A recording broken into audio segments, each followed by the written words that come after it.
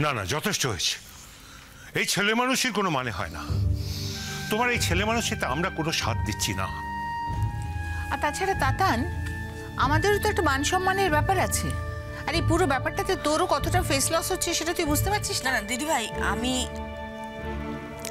আমি একটা কথা বলছি। আমরা তো কোনো অবস্থাতেই আর এই বিয়েটা থেকে ব্যাক আউট করতে পারবো না। পারবো না তো? তাহলে ওকে ওই মেয়েটাকেই বিয়ে করতে হবে।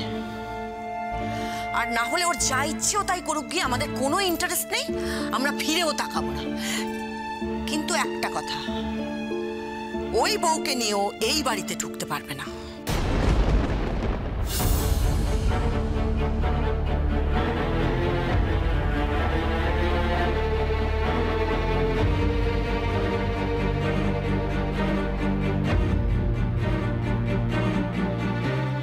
বিয়ে দুদিন আগে বলছি আমি এই মেয়েকে নয় ওই মেয়েকে বিয়ে করবো। এবার কি ধরনের অসভ্যতা? আর অসভ্যতা বলছি কেন? এটা ভদ্র পরিবারের সঙ্গে, ভদ্র মেয়ের সঙ্গে তঞ্চকতা করা। না, ও কি ভেবেছে? কি দাদা কি ভেবেছে ওকে? ও যে যা বলবে আমাদের তাই করতে হবে? আমরা কি পুতুল? আর বি পাপেট? তোমরা সবাই আমাকে আজকে এখানে রেখেছো কেন? তোমাদের এই ডিসকাশন তো আমি শুনতে চাইনি। আর তোমরা যদি চাও আমি এখানে দাঁড়িয়ে থাকি, তাহলে আমার কথাও তোমাদের শুনতে হবে। তোমার কথা শুনতে হবে মানে? কি শুনতে হবে? কি শোনা বাকি আছে তাতান? তুমি কি ভেবেছো বলো তো?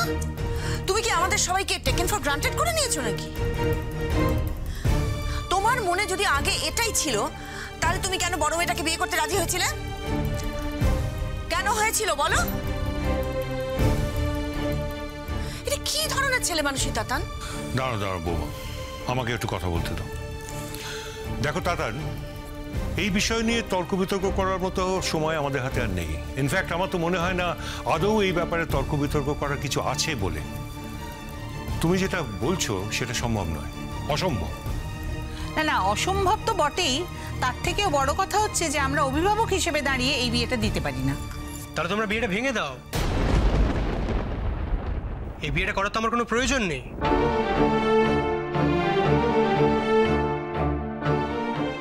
তাতান দেখো ভাই, তুমি কিন্তু ভীষণ ইমোশনালি চার্জড হয়ে কথাটা বলছো। ব্যাপারটা এইভাবে দেখো না প্লিজ। একটা বিষয় বোঝার আছে, সেটা হচ্ছে দেখ, বিয়ের সঙ্গীত অবধি হয়ে গেছে, আর কটা দিন পরে বিয়ে।